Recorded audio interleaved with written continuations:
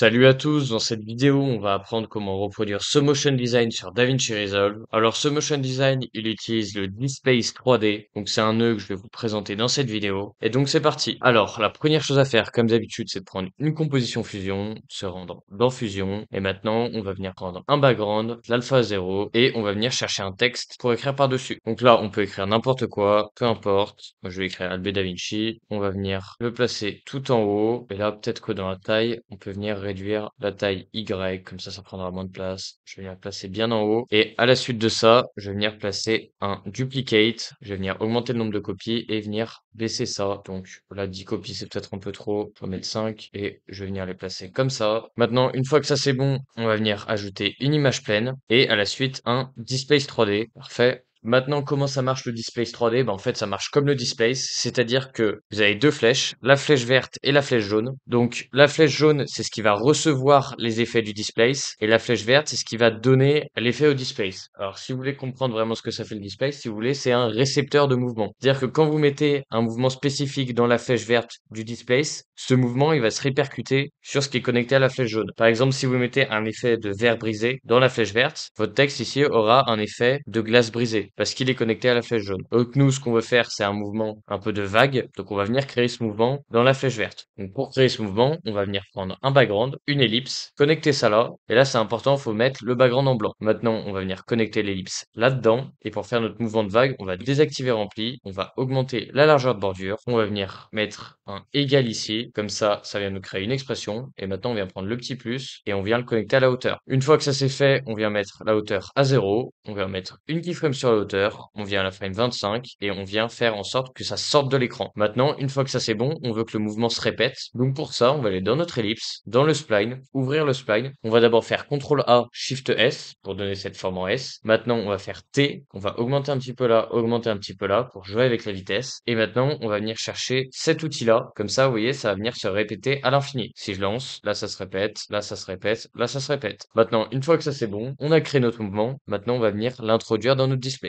Donc, on vient placer ça là. Maintenant, on vient mettre ça dans le viewer. Et là, si on regarde, vous voyez qu'on a un mouvement, mais il est beaucoup trop fort. Donc, pour avoir un mouvement moins fort, on va venir dans le displace. On va venir réduire l'échelle, premièrement. Deuxièmement, on va venir mettre un render pour voir ce que ça donne au niveau du mouvement ici. Et là, je vais juste venir mettre un transform pour zoomer et bien voir. Venir aussi incliner ça un petit peu. Là, vous voyez que c'est encore trop fort. Donc, ce qu'on peut venir faire, c'est venir dans l'image plane ici, augmenter les subdivisions. Là, c'est mieux, mais c'est encore trop fort. Donc, pareil, displace, on va venir baisser ça. Et maintenant, dans l'ellipse, on va venir augmenter les bords flous. Et comme ça, vous voyez que là, on a un mouvement qui est vraiment très smooth. Maintenant, vous voyez, selon comment vous jouez avec les bords flous, ça va être plus ou moins fort comme mouvement de vague. Parfait. Maintenant, une fois qu'on a ça, on va venir chercher un background, connecter ça là, mettre ça dans le viewer et faire CTRL T pour venir placer ça en dessous. Maintenant, à la suite de ça, on va venir chercher une caméra. Tac, dans l'image planaire ici, venir incliner ça un petit peu, zoomer. Voilà, comme ça, on a notre mouvement. Maintenant, dans le render, on va venir activer l'éclairage et les ombres et on va venir chercher ici le nœud spotlight et on va venir le connecter à la merge. Maintenant, on va venir écarter ça, comme ça éclaire. Et maintenant, on peut mettre un petit peu de flou d'angle, augmenter la portée. On peut aussi venir changer la couleur si on souhaite.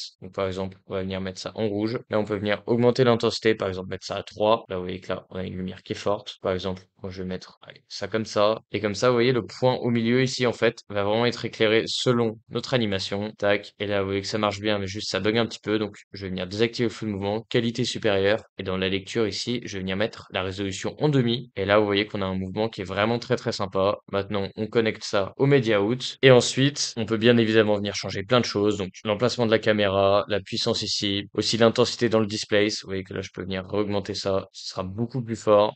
Par exemple, quelque chose comme ça. On peut aussi venir ici ajouter du glow, ajouter plein d'effets. Bref, vous savez quoi faire. Et donc, si vous aimez cette vidéo et que vous voulez aller plus loin en montage vidéo, plus loin, ça veut dire quoi? Ça veut dire avoir mon niveau en moins de 3 mois. Pour ça, vous pouvez rejoindre le serveur Discord qui se trouve dans la description. Dans ce serveur, je donne plusieurs cours par semaine. Il y a des assets gratuits, que ce soit mes templates, des presets, à peu près tous les packs de montage vidéo. Vous avez 3 types d'abonnements pour ce serveur. Vous avez celui qui vous donne accès à l'intégralité. Vous avez celui qui vous donne accès aux masterclass en live et à leur rediffusion. Si vous avez celui qui vous donne uniquement accès aux rediffusions. Donc comme ça, vous avez tous les prix. Et sinon, si vous avez aimé cette vidéo, n'hésitez pas à liker, vous abonner. À bientôt.